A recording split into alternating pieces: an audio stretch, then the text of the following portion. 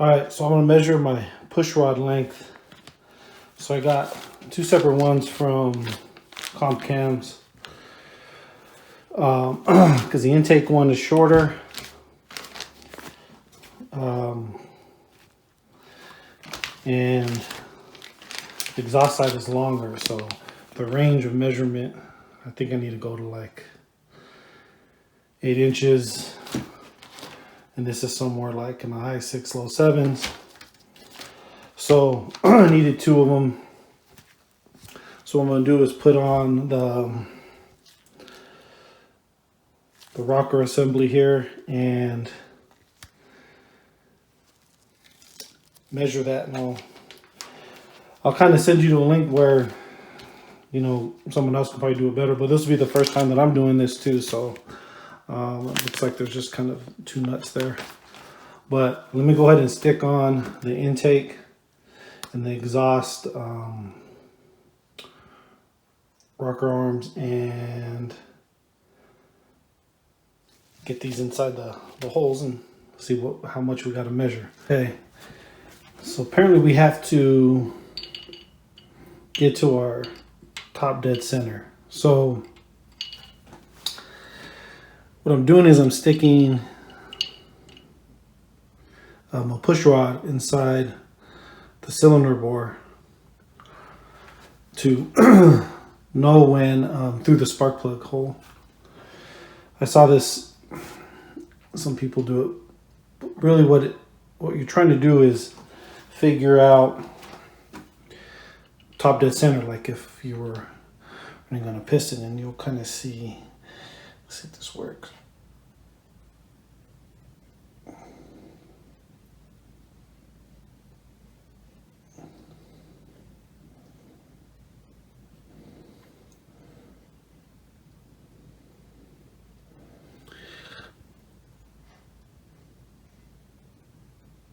Seems about right there. It's at the top of the compression stroke, which is, I think, that's it. So, I gotta take this back off though. But I think the top of the compression stroke is where we need to measure measure the push rod in there. Okay, so being able to adjust that, so this top part has to screw and this bottom shaft has to, you have to have a way to secure it. So kind of what I did is took some channel locks, but I didn't, this has very little tightness on it, very little. I mean, it barely will clamp to the metal. So I had to clamp it down there.